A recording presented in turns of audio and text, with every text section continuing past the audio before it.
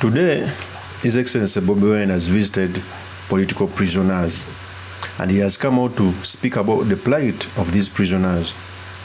He came out to say that Kizza Besigye, at least he was committed in court, but remember, there are some people who were picked before Kizza Besigye and never on the same crimes, by the way, but they have never been committed to the court.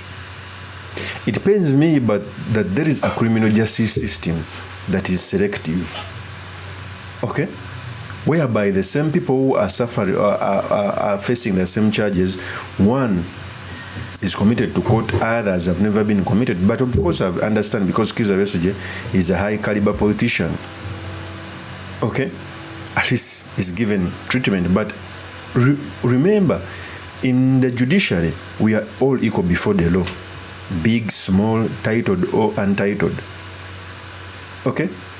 Committing Kizza Besigye to court, by the way, which is very good, and not committing those who first went to prison, it is an act of failure in the judiciary, okay.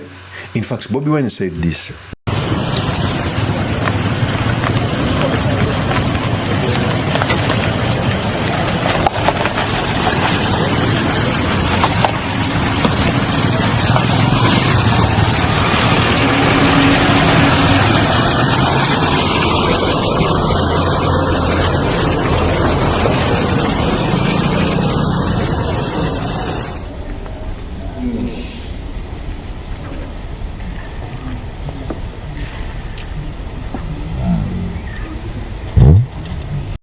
Abangi bakubwa bakyawenyera, abalala balina ebirwadde kyaganya okuwona abamusirama, n'abalala bakozebwa tulwadde tugenze bagumya akubajukiza nti tulwana okukola kyonna kyetusobola okulaba nti bafuna eddembe lyabwe. Bano abantu batwalibwayo kooti y'amagye, naye ne kooti ensukulumu yalagira emisango gyabwe bavunaanibwa mu kooti y'amagye kubasiba n'amagye kitwale mu kooti y'abantu babulijjo. Gavumenti yagaana, era paka kati bakyali mu kooti y'amateeka. Kyetuvumirira era kyetulwanyisa okulaba nga kikoma. Nyene Dr. Besigye naye tumulabye naye ali bulungi era abatumire. That is BOBI WINE. So in this episode, I've come to talk about the visit which was done by BOBI WINE in Luzira prison, what it means for our politics, and most importantly, the sedimentaries we can learn from the politics of our nation. But before I do this, I want to let you know that if you're new to this channel, please subscribe. And if you're watching this video from a different platform, please head on to YouTube, type in Sula Mawagali. There's a lot of content of this nature. If geopolitics and economics is what you want, this will be definitely the right channel for you to subscribe to.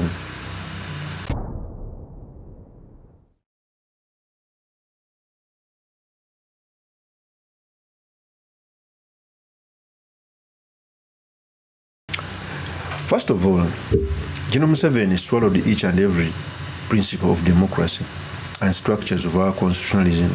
He swallowed the judiciary, he swallowed the parliament. And under Winyidoro, we have a criminal justice system. By committing Dr. Kizza Besigye to court and leaving others who were first tried by the court martial, it is indeed the failure by the judiciary. And it pains me that till up to now, the judiciary has never solved the act of slapping fake charges against people. I don't normally want to talk about the judiciary in other countries which have been with democracy for 200 years. Let's look at our neighbor, Kenya. Kenya, political cases are expedited because judges keep on telling us that justice must be seen being done. What we see is not justice. How can you tell me that a person who was caught in the lead-up for 2020 election is still committed in Luzira prison without giving out a ruling? These people are supposed to be out of the prison. That's the truth. Judges should learn to do judicial activism where a political case is expedited and you give someone bail. By doing that, you will even stop people who slap political charges on people so that they can incarcerate them. That was the plan which was implemented on BOBI WINE in Arua. If the people did not come out to riot, maybe BOBI WINE would still be in Luzira. Such things should stop. Okay? So first of all, the reason as to why we are here, one, the biggest problem is Musevenism. But two, Even independent institutions like the judiciary, which are, for me, I think they are even insulated, they cannot come out to give these rulings. Whenever you bring a person in court, most especially a political charge, a judge must commit him, remand him. It's not a must for a person to be remanded. Some of the time, release these people on bail. It's not a must. Reduce on the qualities, on the qualifications of bail, so that we can reduce these things. Louisiana prison in it is overwhelmed, but whenever a suspect is brought in court, you remand him. That's nonsense. Okay?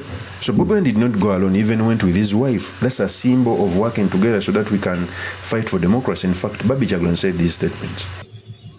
Basibe beemulugunya kubanga bamaze wano ebbanga ddene ng'ate tebanawebwa lunaku lwa kuwulira kwa bail application gye baawaayo mu kkooti. So naffe tukyagirinze okubanga omusibe ali awo nga tamanyi oba application ye bajja accepting oba badigaana kiba kimuze emabega. Edi Mutwe akyayina enkovu eziri mu kuwona n'ebifo ebimu byasanyalala ng'engalo ezimu zasanyalala, so katumusabire naye nga bagumu tebanaggwamu maanyi, balina essuubi era basaba muyongere okabanja. Kizibu kye tulina Besigye eddamuzi era akazito konna kali kusiga ddamuzi kubanga guidelines z'okusaba bail bagamba nti bail application ejawulirwa munaku 3. Abantu baffe bateekayo okusaba kw'okweyimirirwa kwonna tekunafuna lunaku era tukimanyi nti bannamateeka b'e Masaka bagenze n'okwekalakaasa nga bagamba nti kooti ekola erina omulamuzi omu. Kyekimu ne bannaffe abali ekitalya zonna application aba court martial bamachete bonna balinze lunaku lwa kuwulirwa. Ffe ogwaffe tugenda kukola kyonna ekisoboka era batugambye Besigye zatugambye nti omulamuzi owokubiri agenda kujja omwezi ogujja gutandika ku Lwakubiri, tugenda kuddaana omwezi ogujja wiiki ejja tulabe nga applications okusaba kwa bail okw'abantu baffe kuwulirwa kubanga tebalina kukuumibwa mu kkomera. Ekkomera lirina omujjuzo, lirina abantu abasukka mu 100, 90 ku bo si ba convict ba suspect, n'olwekyo basaana bave mu kkomera. Ensonga ya Edi Mutwe kkooti yasalawo nti enaggibweyo mwenga bannamateeka embeera eno kyekimu era twateekayo okusaba mu kkooti nga tusaba ekiragiro ekigamba nti Commissioner General Prisons yeyisa olugaayo ku kiragiro kya kkooti kuba kkooti yalagira nti Edi Mutwe atwalibwe mu Madison Bay, kitegeeza okumukuumira e Masaka bayisa lugaayo mu kiragiro kya kkooti, n'olwekyo ekyo nakyo kikyalinze omulamuzi awuliriza okusaba okwo. So today he came to it's okay. So today That is Babi Jaglan. So, by Bobi Wine visiting these people, it is a sign that he has never forgotten. In fact, sometimes I put myself in Bobi Wine's shoes and they are so fat I cannot wear. Where you have hundreds of people in prison, the families of those people look up to you to see if you can do something. Where you've lost your comrades in fictitious things, tear gassed, some have lost limbs, some have been killed. And you have to persevere. That's why I feel annoyed whenever I see a politician demeaning Bobi Wine, saying he has done nothing. It pains me more. Okay? But of course, visiting these people, it also keeps their spirit high. I've ever gone there to see Machete. Being in prison for 4 years is not easy, 5 years, yet you've never been committed. All those people who are in prison, the court has never come out to rule for them to be in prison. It is just remand. It is unfortunate. Of course, that's my opinion. Do make us by commenting about this. Thank you very much for listening in. Let me also take this opportunity that I'll be running as a member of parliament. Let me also take this opportunity to tell you that I'll be running as a member of parliament for Makinde East Constituency 2026. We are going in a protest vote. I'm here to ask for your support and for your vote. It's time to uplift our vote so that it can be heard on the August House, but even on the international scene. The quality of leaders for Makinde East have been below average. It's time to take someone who knows what to do, and there is none other than yours truly, Kabuye. Yes, Kabuye Sulaiman Mawagali. I am putting in my request to fly the NUP flag high in Makinde East constituency, so that I can represent the great people of Makinde East. Nkomyewo omulundi ogwokubiri n'obwongo nga bwesera nga busera. Ebiwandiiko byange mbirese bibino.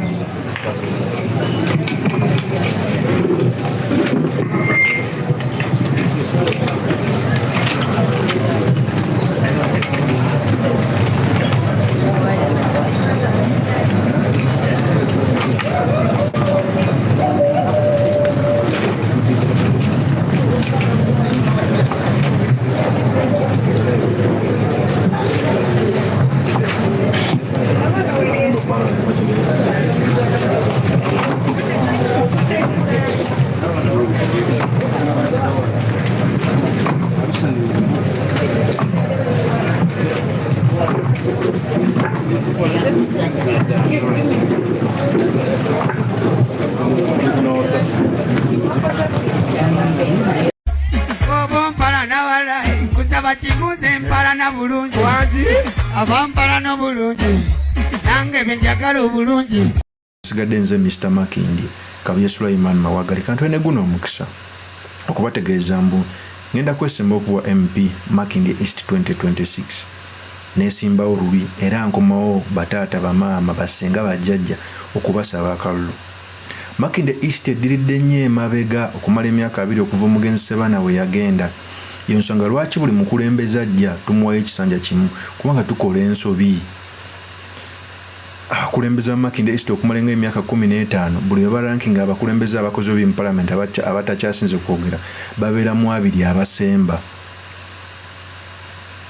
Ebyo bintu birina okwogerwa. Twetaaga omukulembeze ng'alina obwongo nga bwesera nga busera. Twetaaga omukulembeze nga fighter si bano bajooka.